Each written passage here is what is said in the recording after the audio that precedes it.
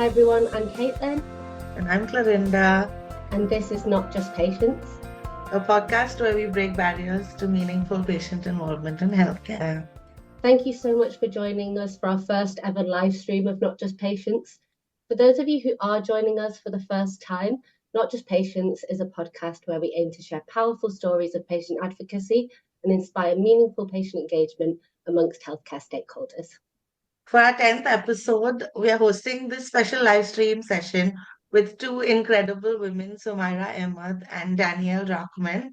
We will be discussing their inspiring journeys from adversity to advocacy and their key challenges, achievements, and learnings along the way. But first, let's allow Caitlin and I to introduce ourselves quickly for any listeners here who might be new. Caitlin? I'll go first. Yeah, thanks, Clarinda. So, my name's Caitlin Rich. I'm a party qualified patient expert living with a rare disease called cystic fibrosis. Professionally, I'm also a strategist in a healthcare communications agency. And this means that I am in an awesome position of being both able to personally share my own lived experience to improve care for people like myself, and also ensure that my work meaningfully engages patients and incorporates the patient perspective. And I'm Clarinda. I live with a rare disease called neuromyelitis optica spectrum disorder, which is also what Sumaira has. And that's how we met, actually. I also live with multiple other chronic diseases. Like Caitlin, I'm a UPATI certified patient expert and a patient engagement consultant. I'm a board member of the Global Patient Advocacy Coalition and India ambassador of the Sumaira Foundation and a management committee member of the Rare Disease Research Network, which was recently launched. So, as you'll see, we have two guests with us today, which is new for us. We usually have one, but we're absolutely delighted to be joined by Sumaira and Danielle. I have the privilege of being able to introduce you to Sumaira Ahmed. So, in the summer of 2014, Sumaira was diagnosed with seronegative neuromyelitis optica spectrum disorder after experiencing sudden and severe vision loss and weakness and numbness.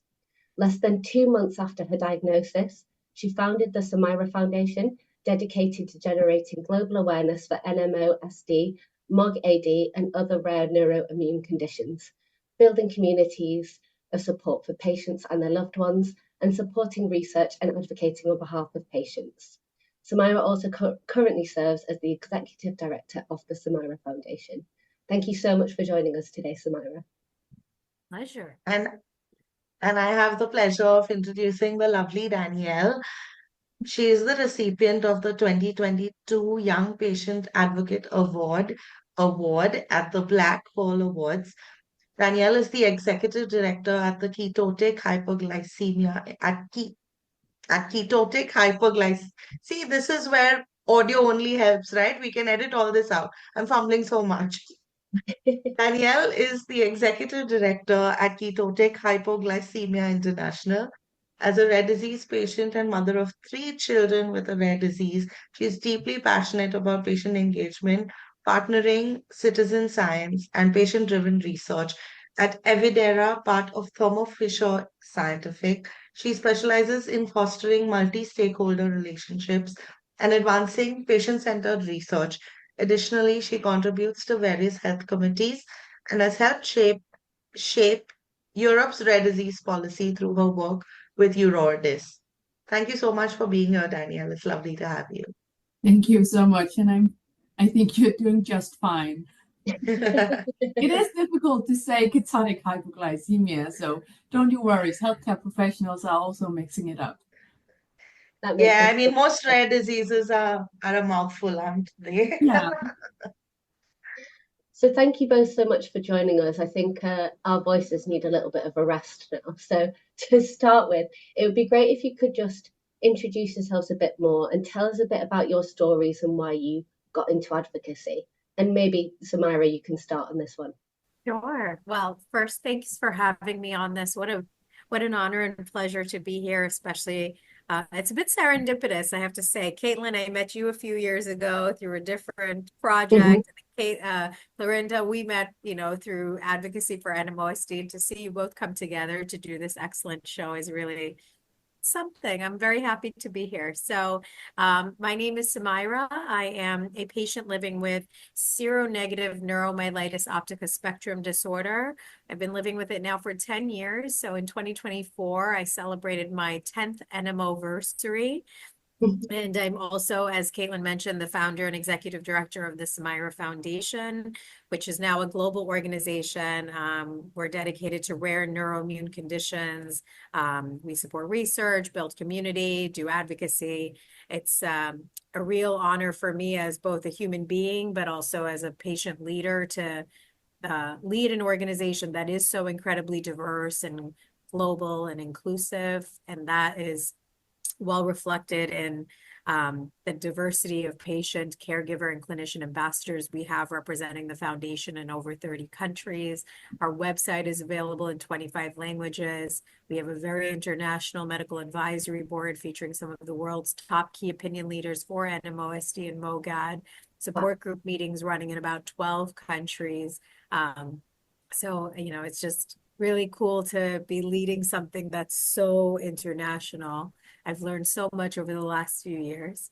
And, I guess in terms of my personal story, this all came out of a very desperate and scary time in my life when I was just 25 years old, freshly diagnosed with something I had never heard of, also experiencing some very severe symptoms related to the disease, which included, but weren't limited to, almost complete vision loss, numbness, paralysis in parts of my body, incontinence that kind of came out of nowhere. And in 2014, the situation for NMO was completely different than what it is now. At that time, I don't believe that the awareness was where it is now, which is kind of what led me to do what I sought out to do. But furthermore, we had no approved therapies, and the prognosis for the disease was really very scary.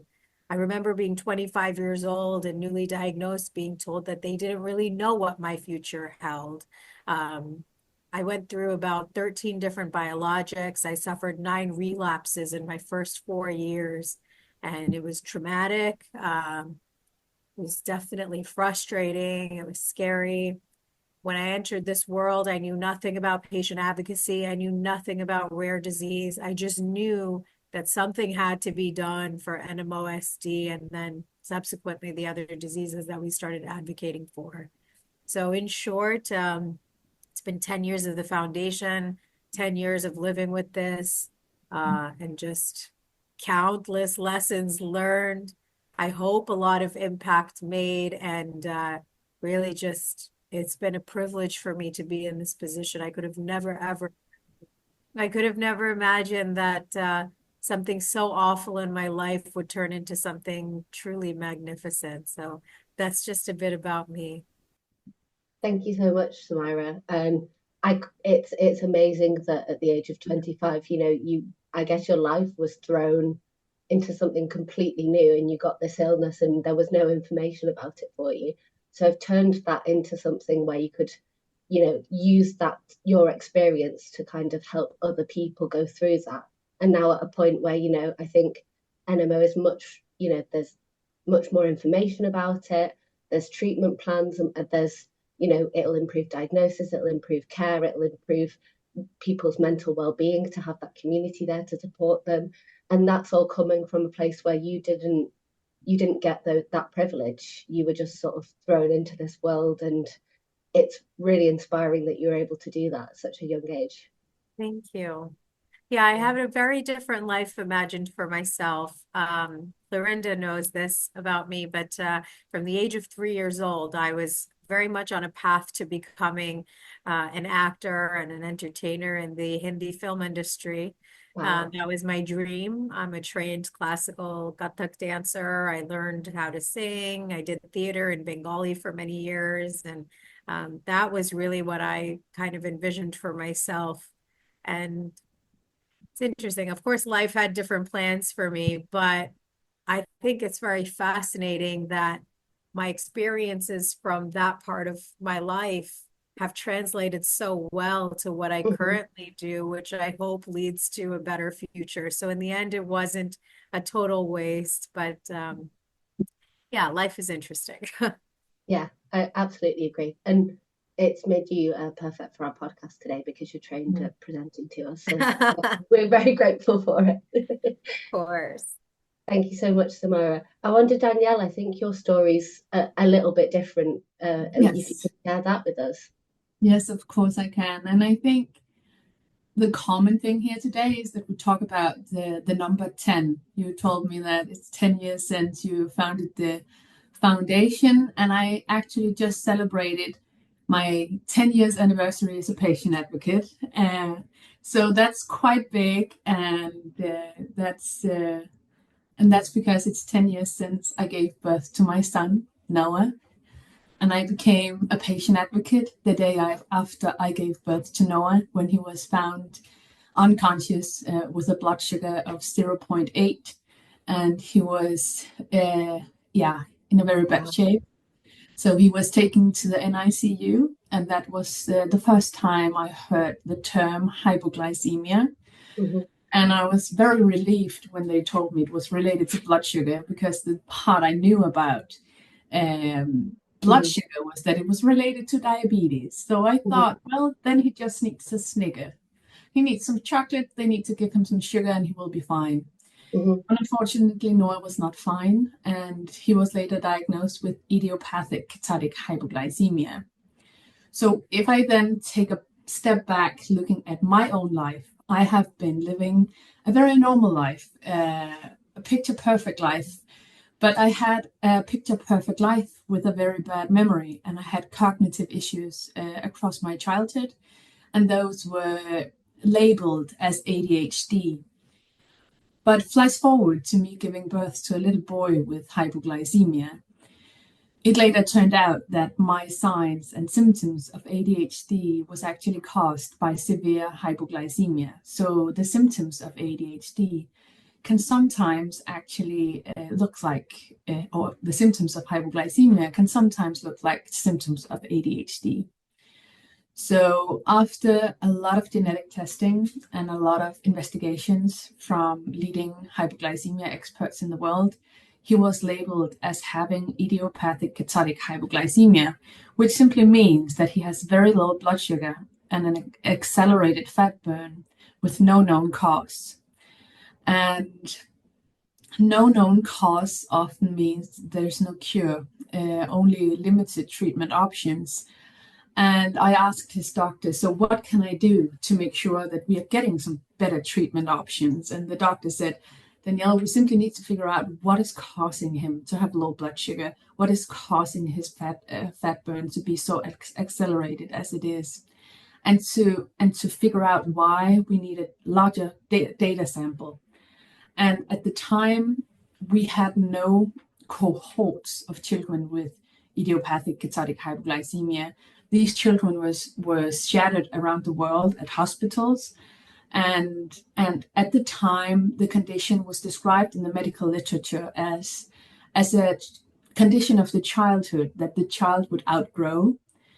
But Noah's severity of his condition was extreme, and his blood sugar crashed often. So we used a lot of time at the hospital, even though we tried to manage him at home. We had periods of our lives where we were in an ambulance approximately 1 or twice every month with an emergency situation with hypoglycemia. And I realized at the moment that the severity here is such a big issue. And for those out there who don't know it, so hypoglycemia can be corrected if you get sugar. However, if the hypoglycemia is prolonged and it's very severe, it can cause irreversible brain damage, and it can be fatal. And when Noah's blood sugar was so low when he was born, they actually thought that he was potentially brain damaged for life because of this low blood sugar. So every time he had an incident with low blood sugar, it could be that time where he would be brain damaged for life. And I have found him unconscious in bed with so low blood sugar that I was not able to wake him up. So every time I was trying to go to sleep, I had to pray that he would be alive when I woke up the next day. So, how do you manage being a parent when you're not sure that your child will be alive the next day?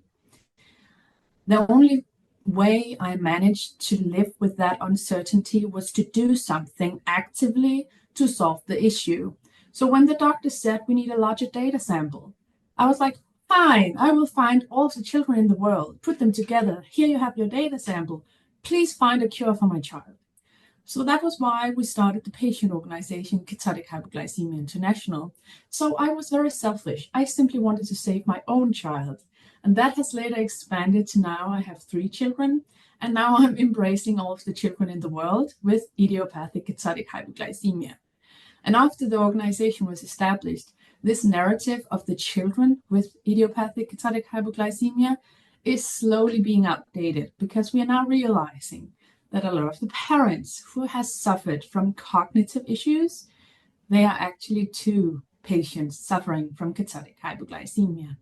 And that has really been our main focus in the beginning of the organization, was to rewrite the narrative of the condition, because the current condition caused the medical professionals out there to dismiss patients with IKH because the medical literature said that it was benign, it shouldn't be severe, and you should outgrow it. So that was my way into research, and I have later expanded to now being an advocate on behalf of rare disease patients across the world. And I have been finding myself involved in a plethora of amazing projects, both in health policy, in patient-driven research, in patient partnering, in drug development. And I am so happy and honored to have had so much support across both my family, but also I have been very, very blessed to have met some amazing scientists along the way who have supported me and mentored me to actually believe that, yes, some lay patient or lay person or just a young mom from Denmark can actually be leading research. And that is something that I'm advocating for, empowering those patients and caregivers out there to own the knowledge and the expertise that they have. Because currently we are seeing a paradigm shift where the industry is suddenly realizing that the experts with experience are actually oftentimes those who are best to identify the research questions we need to answer. Yes, so that was a little bit about me. Thank you for sharing, Danielle. I have goosebumps. That was so inspiring. And I mean, as a mother, I cannot imagine just living with that fear every day of your child's health, children's health, all 3 of your children. And what you said about a self-serving need, I think that that is true for a lot of patient advocates. It starts off as a very selfish need to make sense of what's happening to you. It starts off as a very, almost like a way to cope, you could Yeah. say, and whatever that may be. In my case, it was my self advocacy was digging through research papers and try, because I had a research and science communication background. For me, that self advocacy was digging through research papers and taking them to doctors and saying, explain this to me. I want to understand the research as to, I want to know everything there is to know about this rare disease. Talk to me in a language I understand. And so that makes perfect sense that you want those answers for yourself. And that's how advocacy starts, and then it expands. And just listening to a lot of your stories, I mean, you picked up on the 10 years similarity, but there are a lot of similarities that I can see across our stories. So, of course, Sumaira and I not only have the same disease, similarities and differences that are quite interesting, actually. So, Sumaira and I have the same disease, um, and incidentally, were both diagnosed, or rather, both had our first episode at 25. But she had probably an environment that allowed her a much more prompt diagnosis than I did. I'm based in Mumbai, in India. For me, it took a couple of years. When I had my first episode, and I was, I asked the doctor, what is this? He said, we'll need to wait for 3 or 4 episodes before we can say what it is. We cannot, there's no way we can say now. And so that is the true fact for of health inequities that exist for different parts of the world, even in rare diseases. And thanks to like the Sumaira Foundation, we have seen a lot of progress in diseases like neuromyelitis optica spectrum disorder, where we are seeing a lot of treatments, we are seeing advances, but those inequities still exist. I think, and that's worth mentioning. I think the fact that Caitlin was, and she can speak for herself here, but Caitlin was born with her rare disease. I'm sure that her parents and you have similarities. I'll hand over to Caitlin to talk about that a little bit. That would be interesting to hear about Caitlin. Yeah, I thought the same thing listening to Danielle's story. So my experience is quite different, I think, to you guys because my rare disease is all I've ever known. Mm. So in a way, it wasn't like I was hit in my, young adult life with something that changed everything. This has just always been something that I've lived with, and that's because the symptoms started, when I was younger. And in a way, I think Clarinda and I have spoken about this before, but in some ways it makes it easier because it's just the life that you always know. And in some ways, I guess it's a lot harder because I had to deal with that as I was really young and growing up. And Danielle, I'm sure, you'll understand these things as well because your children obviously are living with the rare disease too. I will say it's quite interesting to see how your child is navigating the acceptance of living with a rare disease as they grow and as their ability to understand that, for example, my children have a lot of stuff they have to do and carry around. They have a G tube, they need tube feedings, they need to have the CGM, continuous glucose monitor on. And when they were children, that was just how they did. Then they entered kindergarten. And I recall one incident where I was always with my son when he entered kindergarten until he got his full-time nurse covering him around. And they were sitting in a circle, and the adults in the circle asked the children, they need to tell them, what are you doing as a spare time activity? So I'm going to soccer, playing the piano. And when Noah, very excited because he just started kindergarten, he said, I am going to the hospital. And then the other children were saying, but that's not something that you can do as an activity. And he was heartbroken because that was what he did. He entered the hospital. That was what he did. That was his friends. And we had another time where my youngest, she's not my youngest anymore. I have so many kids.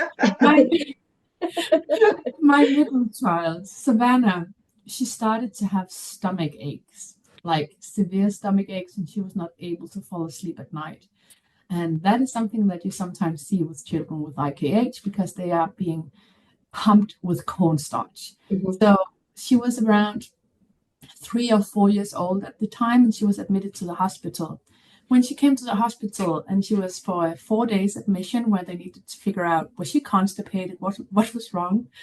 And as soon as she entered the hospital, all the stomach pain disappeared. And we were like, what is this? And then they had a very nice nurse who said, I just need to give her some tube feeding, and I can do that. You can just go out and play with Noah. And when we came back, she said that she has figured out what was wrong with Savannah.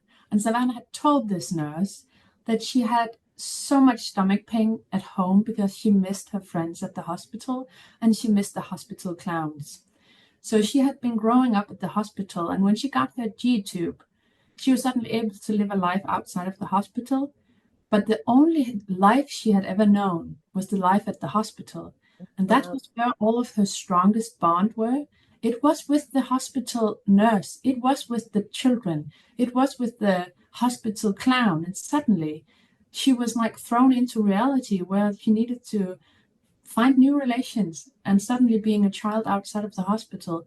So after that incident, we realized that while we adults sometimes have a narrative that it's so bad on these horrible small babies who need to go through all of this, but despite all of the hurt and despite of all of the restraints, despite of all of the pain they suffer at the hospital, there is just as much smiles and relations and friendship and love and parents who are present with them at the hospital. And we need to take into account that despite this not being the childhood that we envision for them, it's still their childhood. It's normal for them. So we started to visit the hospital, simply visiting, just saying, oh yeah, but now we're going to the hospital. Now you can play with your friends. And then we went back again. So just an hour where they could run around the halls that they knew so very well. They could say hi to the nurses, hi to the hospital clowns, play with the Lego, play with all of the friends that they knew. And then we could go home and all of the stomach pains suddenly disappeared. Oh. Yeah, so it's That's just, beautiful. and I'm just so honored to be their parent. And I will say that before I got children, I thought, I'm going to teach them a lot. That's bullshit. I am not teaching them anything. They are teaching me about the world. They are teaching me about how we could enter and with what heart we could enter the world with. And I just feel like that's just amazing to witness, and seeing the world from the eyes of a little child with a rare disease, that's just an honor. Oh wow, that's Thanks. beautiful. That's beautiful. And they're so lucky to have you. Thank you. I feel lucky to have them. Of course, but and this is what I'll say as well, because obviously I was the sick child growing up, and actually my brother was ill too. So in our household, that's all we knew. And like you say, that's just what life is. And I remember there was a cheesy local article that one of my teachers nominated me for or something, and it was all about how brave I was just living life. And that still makes me uncomfortable. And it did at the time. I was like, I'm not doing anything. It's just how it is. And in a way, that's really, it reflects kind of what you were saying about your children. And it's also a real testament to how well my parents were just looking after me, because they were keeping me well and giving me all the treatments, but also just incorporating it into their lives. And actually, it affected their lives in a way. It turned it upside down more than it turned mine, because not only were they dealing with bringing a child and then another one into their lives, but in a way that was a lot harder than for a lot of people, because we were sick.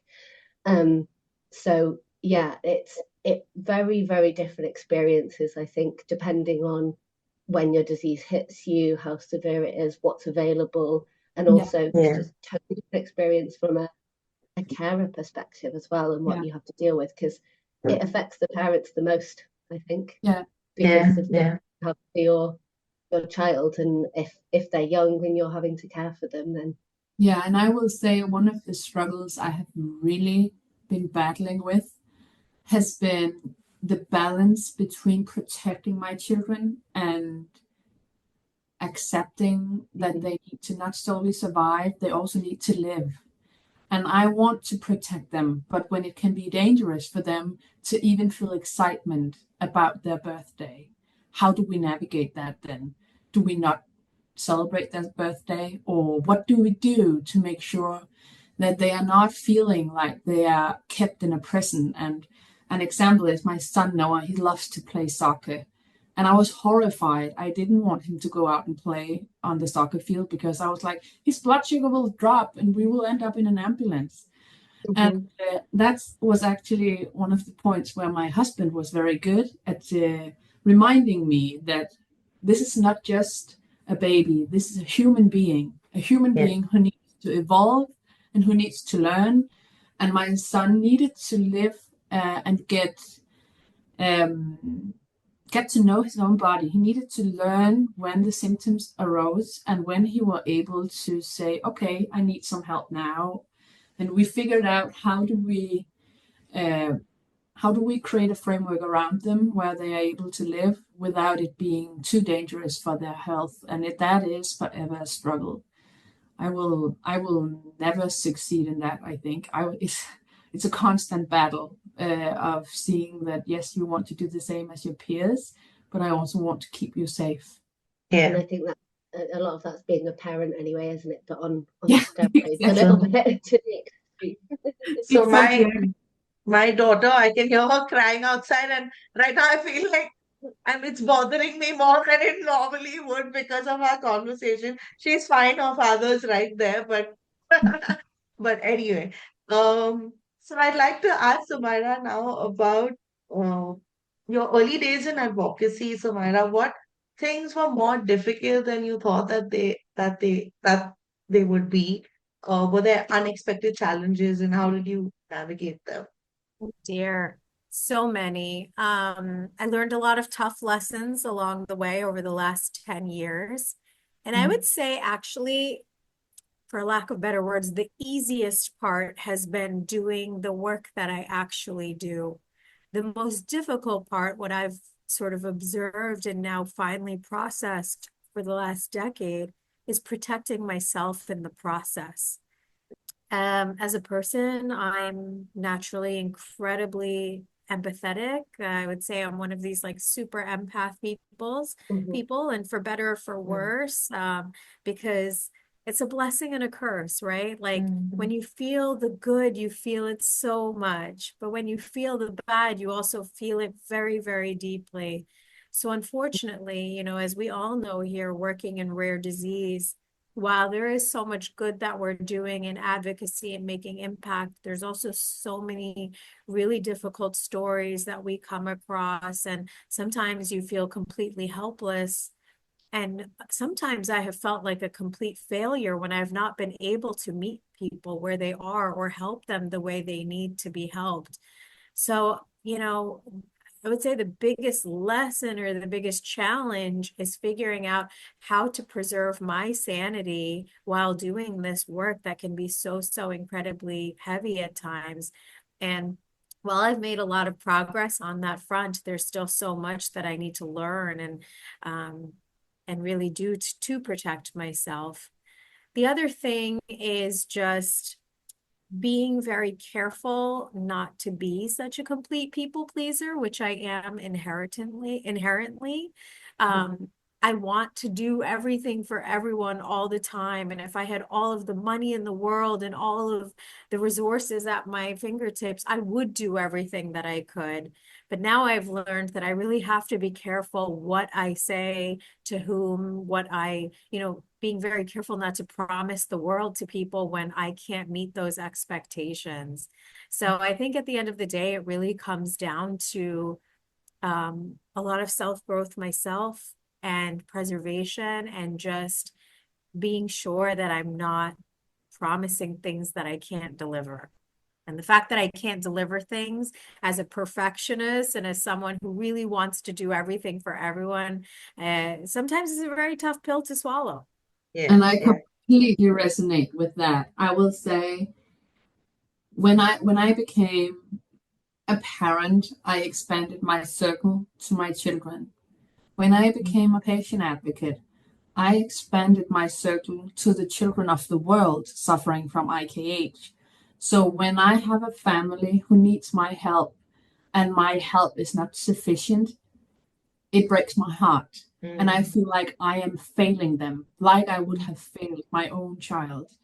And I will say that the sleepless nights that has caused and is still causing me when I see that there is a need for help out there, and I'm not able to solve the problem for them, or I simply do not have capacity or enough hours in the day.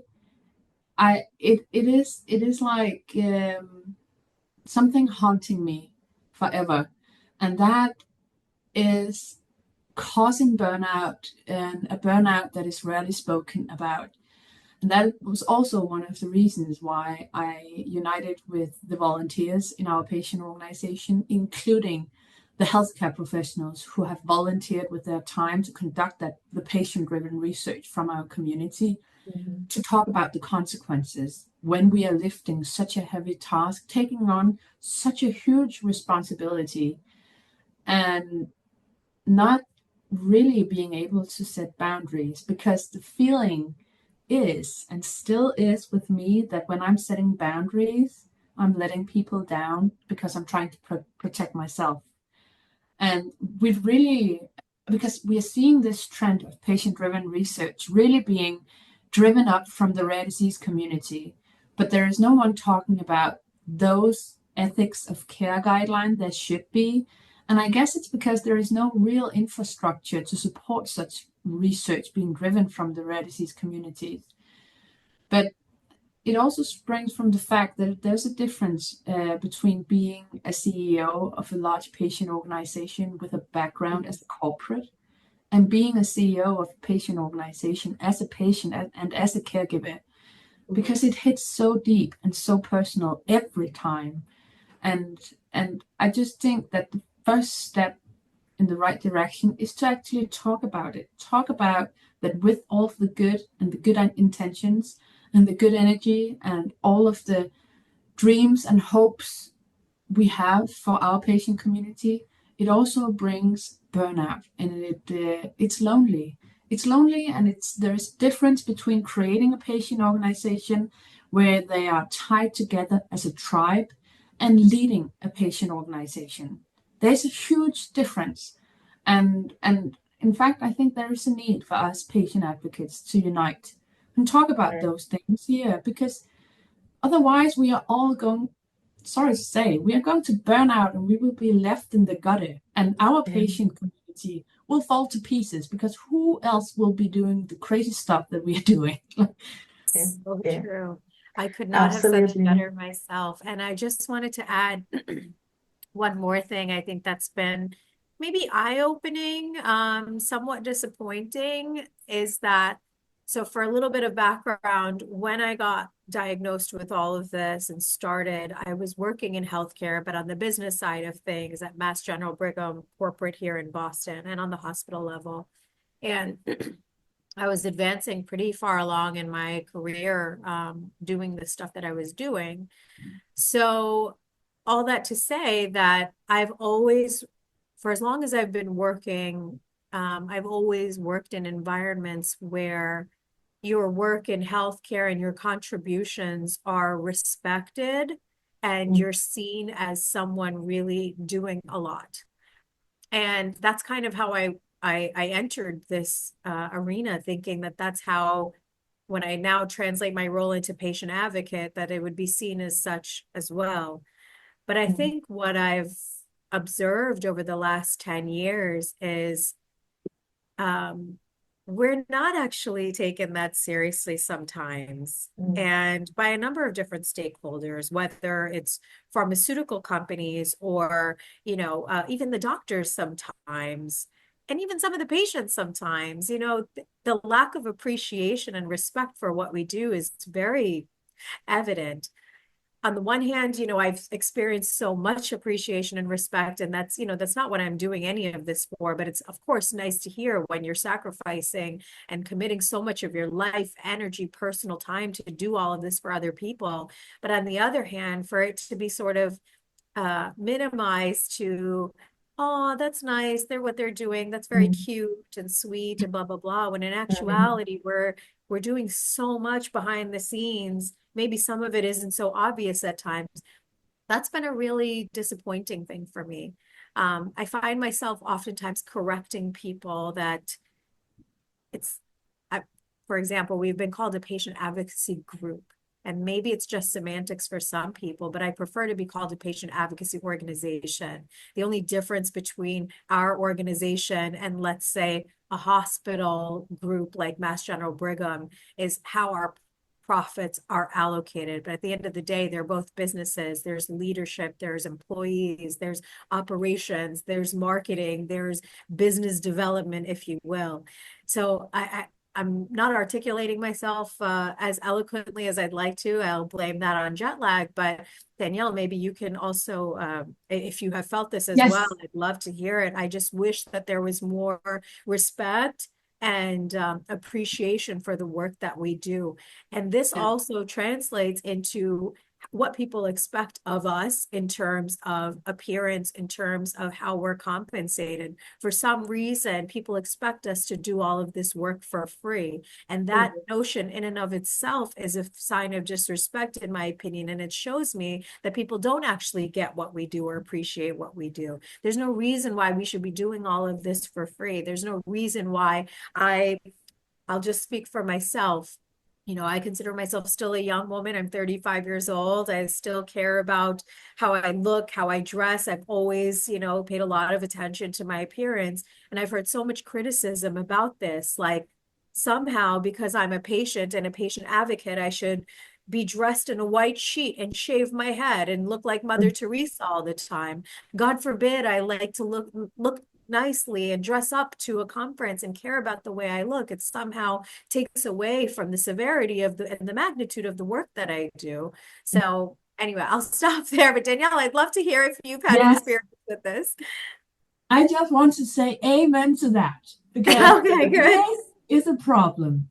It's a problem. And I will say this is one of the reasons I joined Evidera, which is a small contract research organization. And I joined the patient-centered research group, where I am supporting on partnering patient advocates, patient advocacy organizations, and patients who bring their lived experience into patient-centered research. And in that work, we're talking a lot about how do we compensate. And of course, we should compensate patients for their expertise because they are experts by experience, just like clinicians are experts on the clinical side of the condition. And I will bring a little bit of hope for you, Sumaira, because I'm seeing a trend that we are moving from patients being a testimony with a little sentence that this patient said this, to patients co-leading research. And I felt the exact same like you did when I entered the world as a patient advocate. And I realized I am not able to be respected before I'm communicating in their arena. So I figured that I need to simply publish medical research, because otherwise my words will be absolutely nothing. Like it would be nothing. It would just be cute that I'm a patient or a caregiver saying something. Well, you say that, that's fine, but medical book says something else. And I'm like, okay, then let's rewrite the medical books then. Yeah. And then I was like, okay, we will start with the basis of what does this condition actually, what is it? And I realized that as a patient and caregiver, it will be difficult for me to publish anything. As a patient advocacy leader with a patient organization as an affiliation, I'm halfway there. And then I united the world's leading experts in complex hypoglycemia in the scientific advisory board and teamed up with a lot of parents from the organization, presenting different severity grades of the condition, united them, and they came with everything from just finished high school, so some had absolutely no medical background, to someone being a nurse, and we had a psychologist, and then we had all of the great old men who were the complex hypoglycemia experts, and we united. And the interesting part here was that the original medical textbooks were predominantly written by those experts, who were then partnering up with us to rewrite the narrative. And suddenly, when I was advocating, I could link to the papers that I had been co-writing, and I was leading it as first author because we did not have any funding for any PhD or anyone else to actually do the work.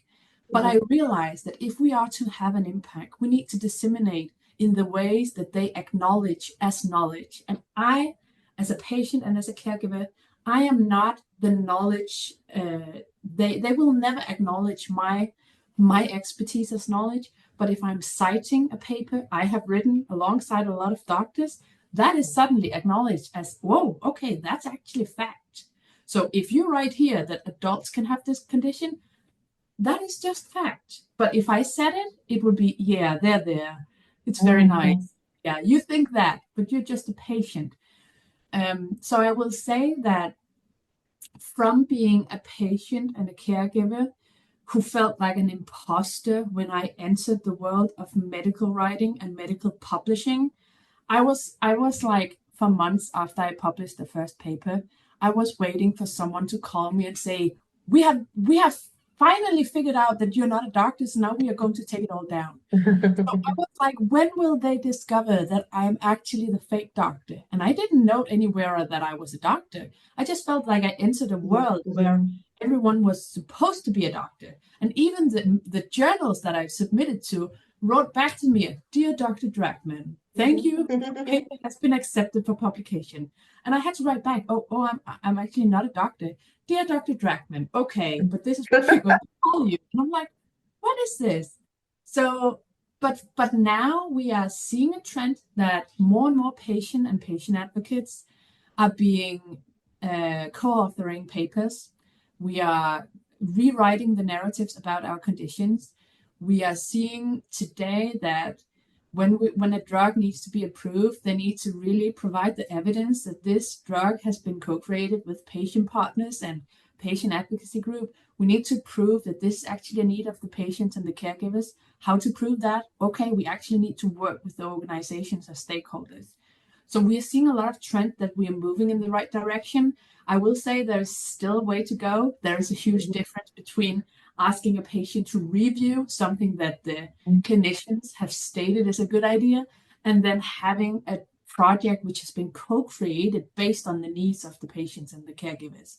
So we are seeing a lot of trends. A lot of work still needs to be done, but I will say from patients and caregivers and patient advocacy organization being a nice to have, today in medical research, it's a must have.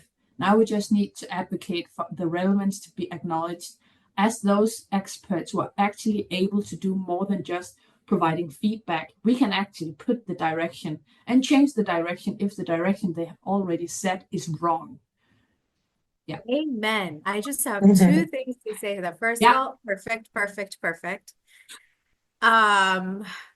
That's why I really appreciate organizations like UPADI, for example, where Clarinda and Caitlin both graduated from, because it's adding legitimacy to a very legitimate thing, which is patient advocacy. So I think the more professionalization that we see of patient advocacy, the less we'll deal with, we'll confront all of these challenges that we've had in terms of being taken seriously or having a seat at the table, for example.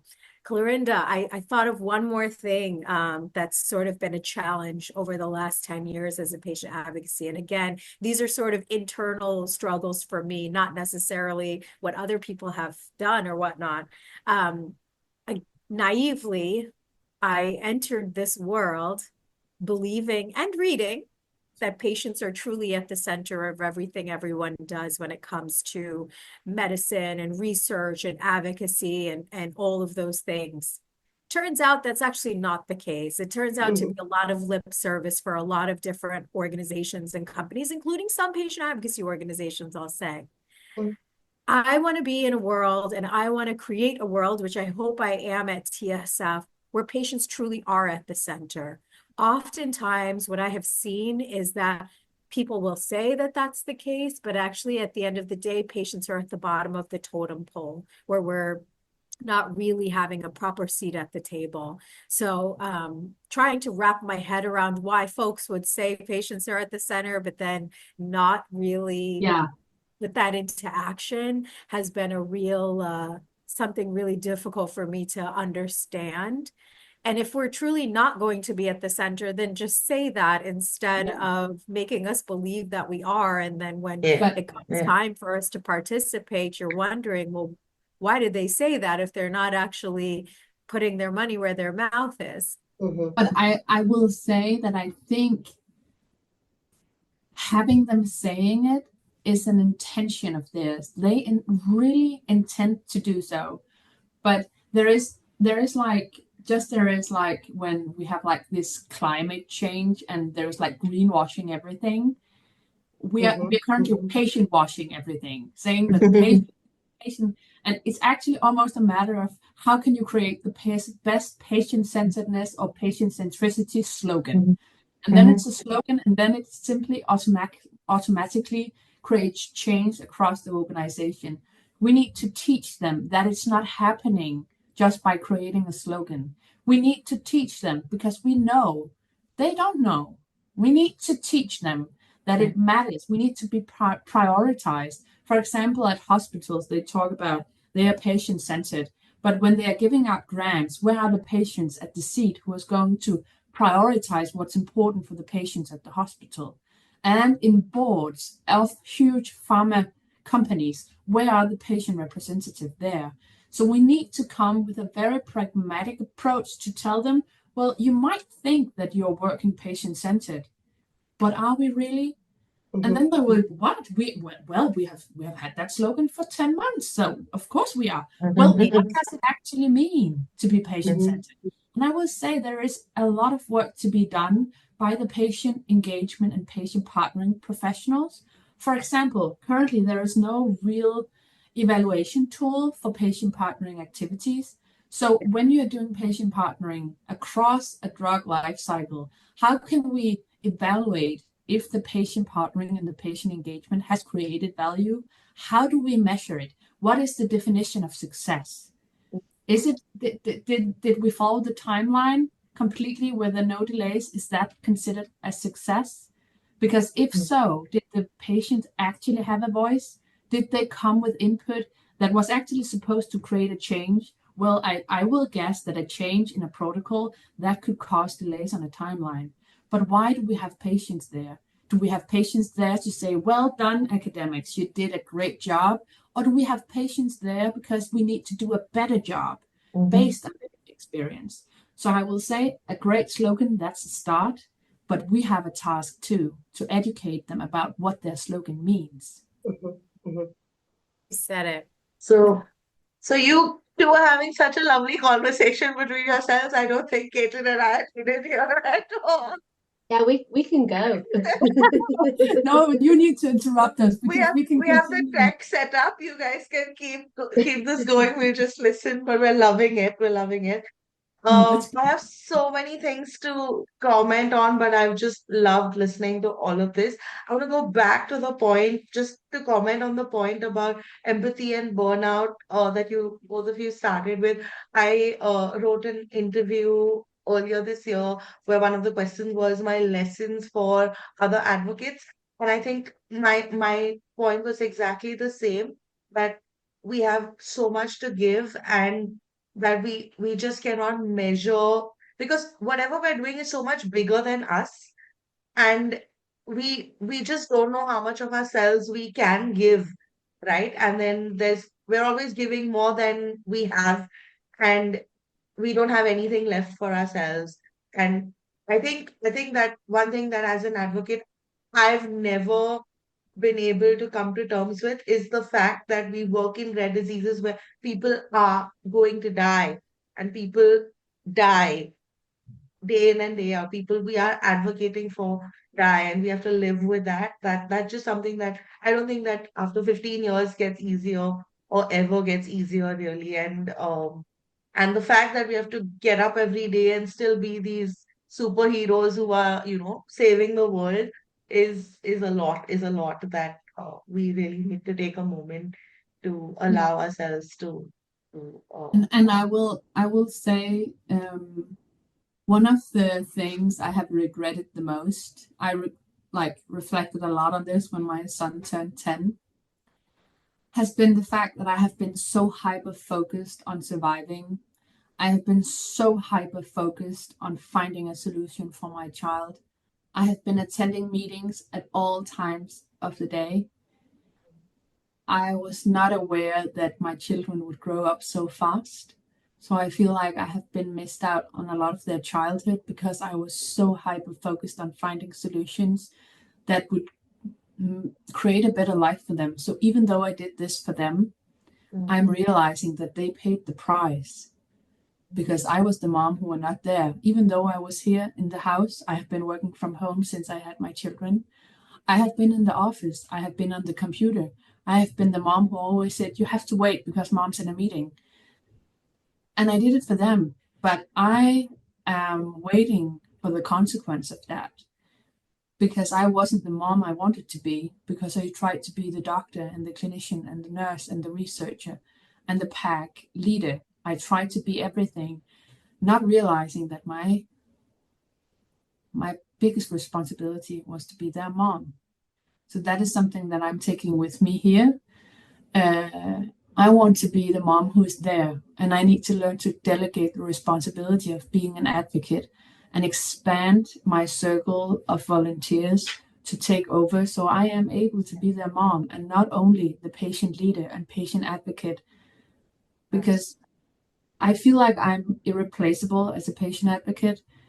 But the most irreplaceable place in my life is being their mom. And oh my God, all of the regrets. And I know I would have regret if I didn't do anything. I know that too, but it feels like no matter what you do, you're never enough. But seeing in my eyes of my in the eyes of my children that they miss me, and they are asking, Mom, why do you never have time to play with us?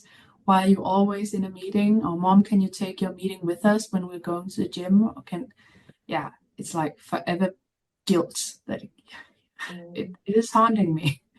Yeah, I feel you. I feel you. Yeah.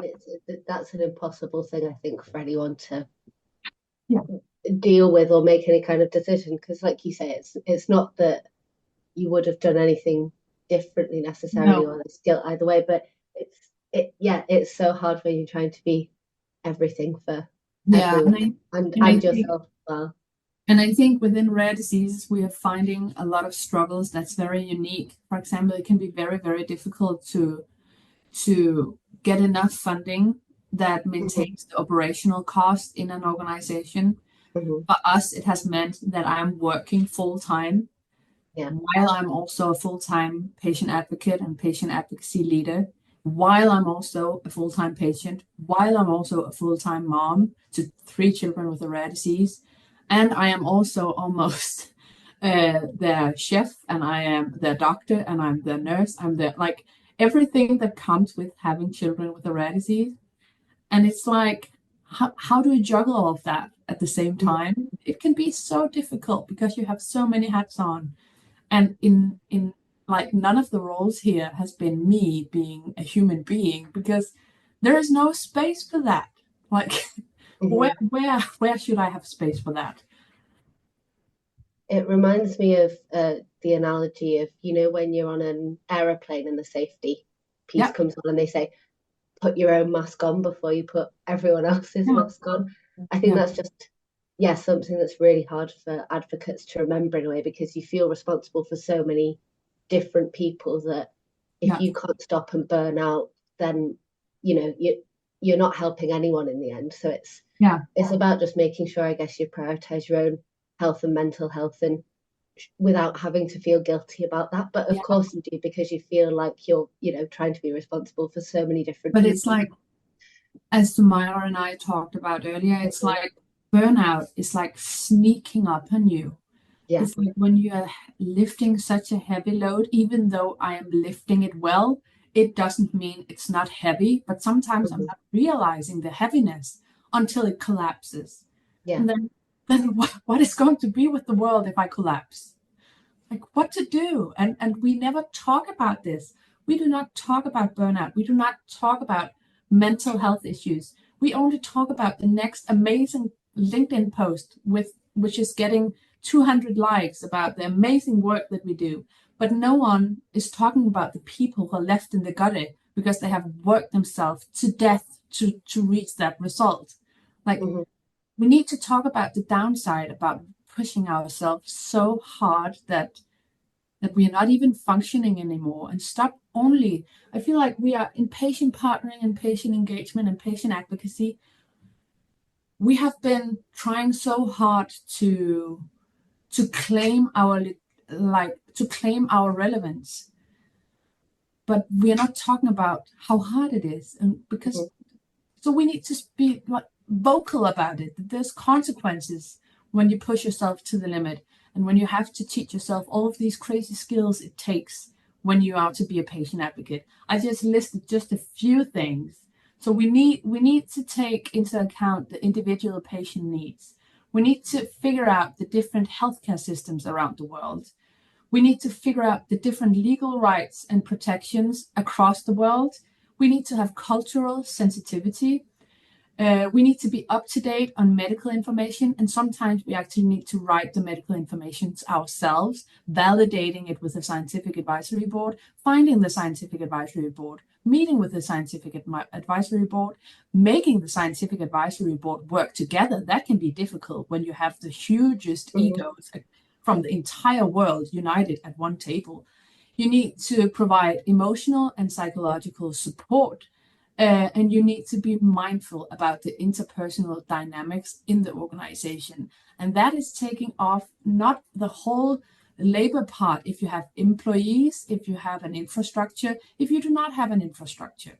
So there's so many hats we have on, but we're not talking about it. We're just doing it. Totally. Totally. I think about, Clarinda, you'll understand. I come from a Bengali background, so from South Asia, where women, they're expected to get married and to have children, and that's your kind of primary role still in the eyes of many. And I can't tell you how many times even family members have asked me, like, oh, why aren't you married yet? Why don't you have children yet? Or when is this going to happen? And I think my response is always like, I already have a child. It's the foundation because it takes so much of my time, let alone a relationship. I have no time or bandwidth or emotional bandwidth even to make space for that because of all of the things you just listed plus more.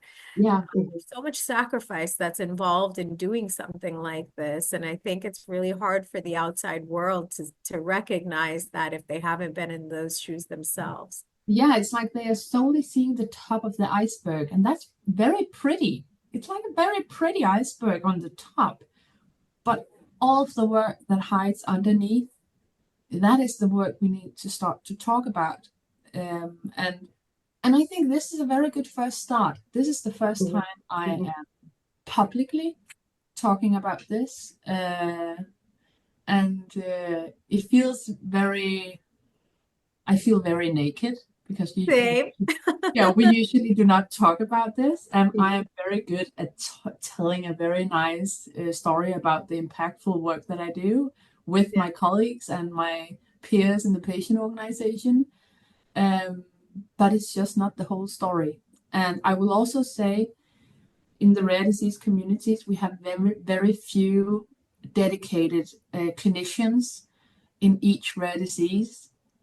These clinicians are most often the main researchers in the field of that condition. They are like lifeguards and lifelines for the patients. They are the one who has the responsibility of all clinical trials as key opinion leaders. And they are also the ones who have the strongest relationship with the patients and the patient advocacy groups. We also need to talk about the fact that these experts are also just humans. How are they supposed to carry all of that weight? How and when are we going to talk about succession plans? What are we going to do when they get old and they're not there anymore?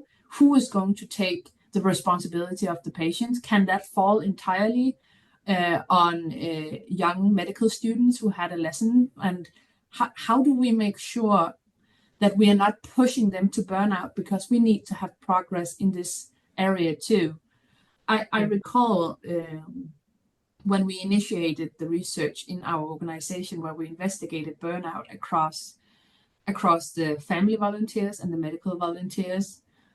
I remember how odd it was for the medical professionals that we started to talk about feelings. And they were like, we have not done like papers like this before.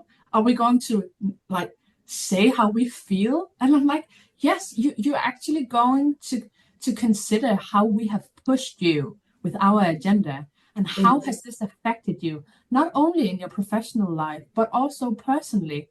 And the narratives we got back really was a testimony of the immense pressure these clinicians feel, because they know that they are our lifeline, that without them we will not be able to make progress. But they still have jobs to do, they have patients to see, research to do, clinical trials to support. And now we come with an agenda that the patients also have needs that they need to fulfill. So how do we protect not solely the family volunteers and the family organization, but also the clinicians who we are admiring, but also pushing and pushing and pushing, because we, with our advocacy, wants to create progress.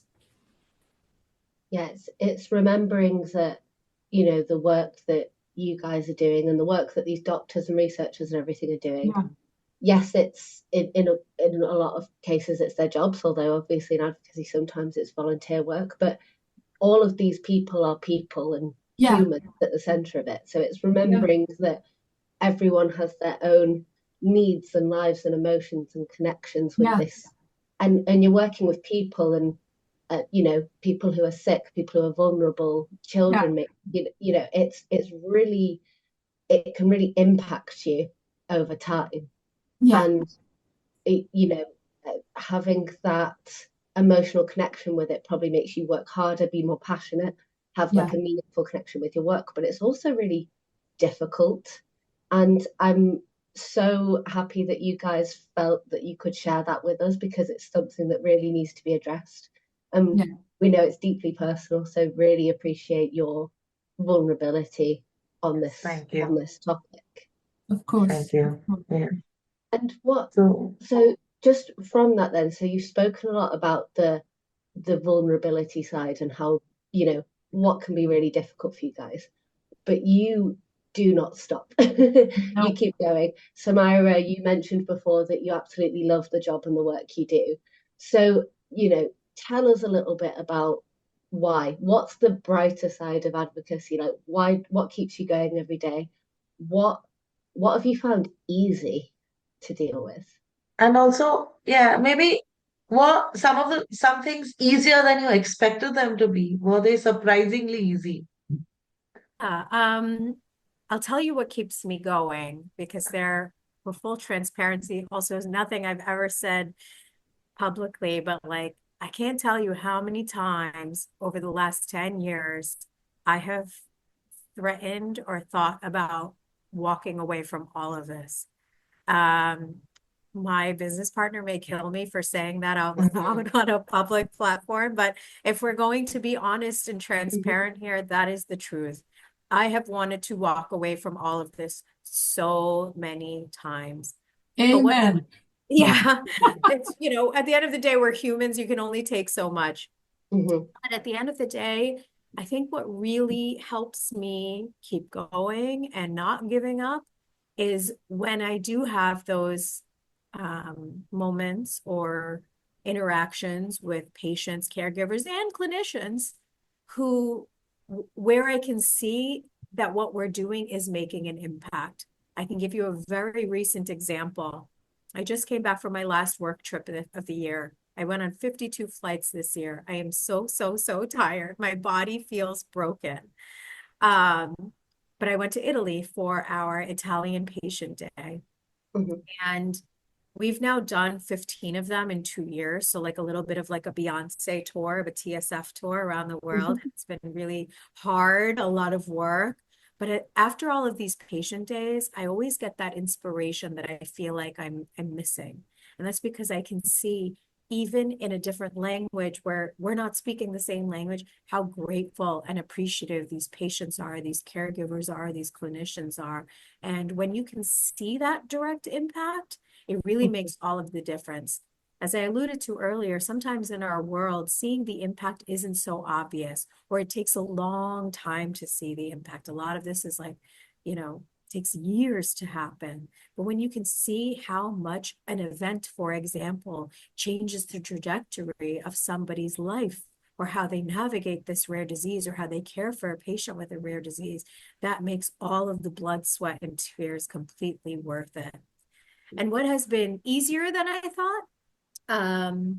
I think the globalization of all of this has been, of course, it's been challenging, right? You know, for all the reasons Danielle mentioned, understanding healthcare systems, legality of things, cultural sensitivities and whatnot. But bonding with people from a human to human level, even when you're not speaking the same language, this was something that I didn't realize would happen so easily. And I don't know if that's because I am naturally kind of a people person, and I like people for the most part, and, you know, the empathy and all of that. But I have been able to communicate and bond with people in Poland, in Thailand, and, you know, in Zambia, and we're not even speaking the same language, but we're speaking the same language. So I think that that has been easier than I thought. And actually, one of the greatest gifts of what I get to do is connect with people from all walks of life across all borders in the world. Amazing. Amen to that. So for me, when I founded the organization in 4 years ago, in 2020, I did not speak English at all. I thought that Really? I thought I would never be able to really understand a research paper. Wow. That is insane. That is unbelievable. I thought I would never be able to have a conversation in English. And after that, I thought I would never be able to conduct research. When I started to understand it, I realized there's a need here for rewriting the narrative. And then I was like, I will never be able to communicate in this manner. But thanks to a lot of doctors who have been like so dedicated in teaching me the whole anatomy of the human body, and a lot of dedication from the family members also to co-learn with me, I was suddenly able to both understand English, to speak English, and also to understand the basics of science. And I was able to write medical papers in correlation with the Scientific Advisory Board. And that was what I thought would be the hardest part. Is there anything the two of you cannot do? Oh, yes, there is so many things. Like, for example, I have such a bad memory that I do not have keys to my house. Because if I locked the door, I would have no idea how to get in because I would lose my keys. So I am just as sharp I can be on some things. I am just as hopeless in other parts. I can't cook at all. But my mom is so very kind. She says, Danielle, you're just busy doing more important stuff than locking the door. And I'm thinking, thank you, Mom. But I will say the things that keep me going is knowing that with the work we do, it's not like I often hear people saying, oh, so you just made this a career, so this was a career move for you. No, we are seeing patients all over the world who are entering the healthcare system and getting the care and the investigations they need. We are seeing children who would previously have died who are living. We have actually seen families who have been denied access to specialized care, taking our paper, giving them to the general practitioner, saying, this paper states that we need to see specialized care, and that is really opening doors for them to get proper investigations, and the child they are able to get the care they need. So that is really the hope generation in the work we do, and seeing that what we are doing is opening doors for all of the families across the world. And that is what I really love about disseminating to the medical community. Because even though we are writing medical papers and people think these papers are for the doctors, no, these papers are for the patients, so they can advocate on behalf of their child, armed with scientific knowledge that these general practitioners and healthcare professionals cannot deny, because it's the world's leading hypoglycemia experts who has written this alongside patients and caregivers with the conditions. So we are arming them with something that they can use to self-advocate. So with the medical publications, we are suddenly able to arm the entire world with knowledge, so they are no longer being dismissed. And that is like the biggest success in my life, that I am not supposed to advocate on behalf of everyone, but I am handing them the arm so they can be empowered to advocate for themselves. Because what is really tricky about idiopathic ketotic hypoglycemia is that if you starve your child for X amount of hours, they will present with the symptoms of low blood sugar and accelerated fat burn. When you then add in a mom who's advocating for genetic testing, you will often face accusations of Munchausen by proxy. So these families have often been accused of harming their own children. So when we are arming them with medical knowledge, these healthcare professionals has to take into account that this can be a condition which simply means that the child do not have the ability to fast for X amount of hours. So instead of the child being taken away from the parents, they will instead be able to have the proper investigations to get the help that they need. But without those papers, the families were horrified and they did not have the faith in the healthcare systems that they dared to advocate because they were afraid that they would have taken their child away. Wow. Yeah.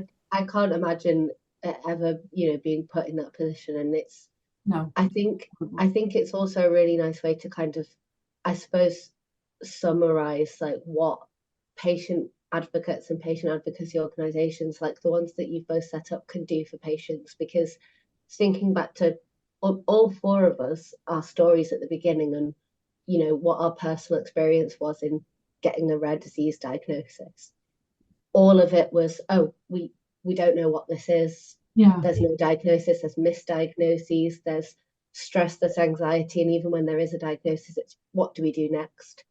And the information that you have and the way that you dealt with it might not be the way I deal with it. No. Might not be. So it's really about, firstly, like understanding that every single person, the four of us here and every single other rare disease patient there is, has a completely different story and set of circumstances. Whether they have the same disease or are in the same country, it doesn't matter. Everyone needs to be treated, differently based on their own circumstances.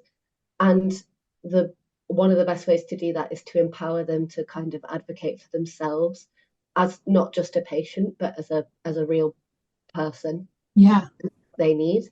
So nowadays, people who are diagnosed with anything that we've experienced, whether it be NMO or hypoglycemia or cystic fibrosis, there are your amazing organizations and other amazing organizations out there that can really help empower people to get the right diagnosis, advocate for themselves to be the right treatment. I think activate is one of the other words that they use, to activate patients to say, this is what I need.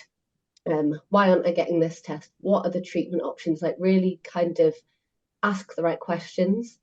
And it's not to be, a pain in the butt. It's to just make sure that you can get the best care for you.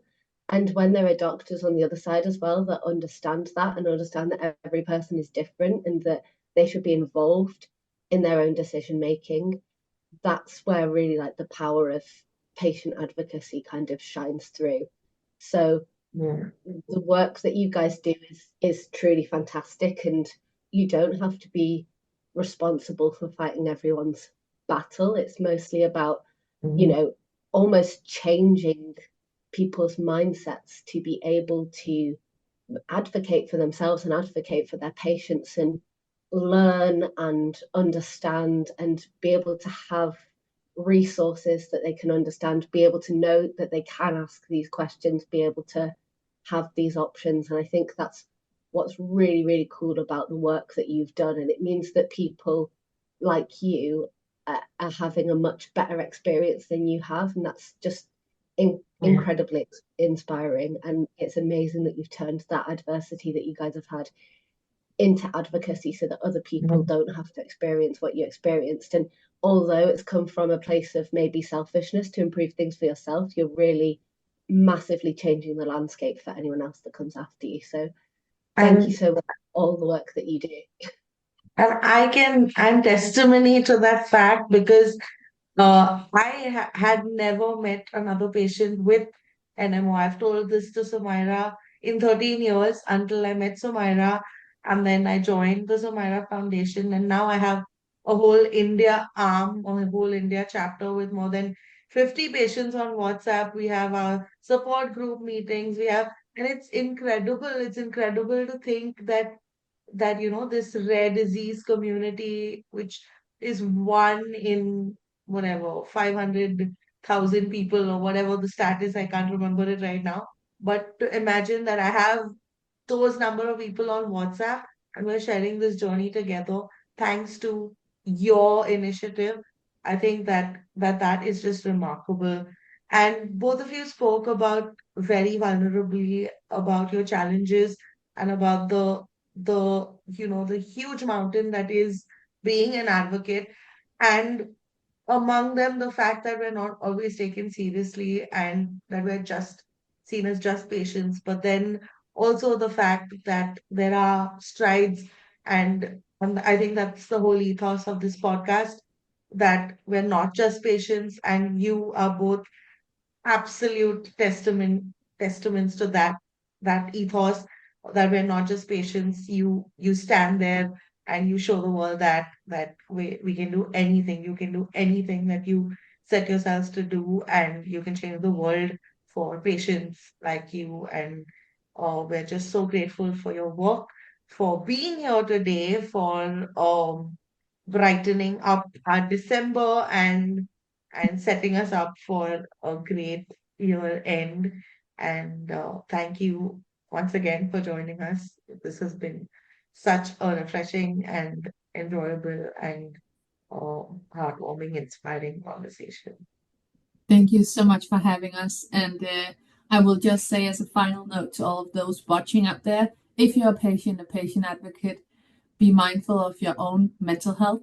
Make sure to set boundaries. If you're working with a patient advocate, or a patient advocacy group or organization, be mindful that they also need to set boundaries. Be mindful that they are equal stakeholders. Respect them like you're respecting the key opinion leaders, because these experts, they are patient opinion leaders and they should be treated as such. So thank you for having me here today. It has been an absolute honor to join the stage with Sumaira, and thank you so much for the invitation. And I Yeah. echo what Danielle said, and Clarinda, I'm fighting back tears hearing what you're saying, because that is the kind of thing that makes me want to keep doing this, so I can help, people like you and the community that you have now built in India. So, Caitlin, Clarinda, thank you for inviting me on this wonderful podcast to watch it grow over the last year after you guys just met, so recently, is so special, and it's really inspiring. Danielle, I learned a lot from you today. I'm definitely going to message you after so we can exchange texts when either of us are having a mental breakdown. But no, this is, as we said earlier, I've never talked about this stuff publicly on a platform like this before. So it feels kind of good actually to get it out there. I'm like, okay, I'm not living in secret about this anymore, but at the same time, I'm nervous about how it might backfire. But at the end of the day, we are all human beings. We have one life to live. We're all on this planet for the first time navigating, none of us have a playbook. So I applaud each and every one of you for all the great work that you're doing and all of the contributions that you're bringing to the table. And really such a pleasure to be on this today alongside some really incredible, strong, intelligent, impactful women. Thank you. Thanks, Thank you so much, everyone. both of you, for joining Thank us. It's you. been such a great conversation, and I feel like we could carry on for hours. I know that we're all busy. The two of you could for sure, with or without us. But yeah, thank you so much for your time, for your vulnerability, for everything. Got some comments coming through on the chat saying thanks so much for the great conversation. Thank you for everyone who stuck with us on the live stream for this many hours.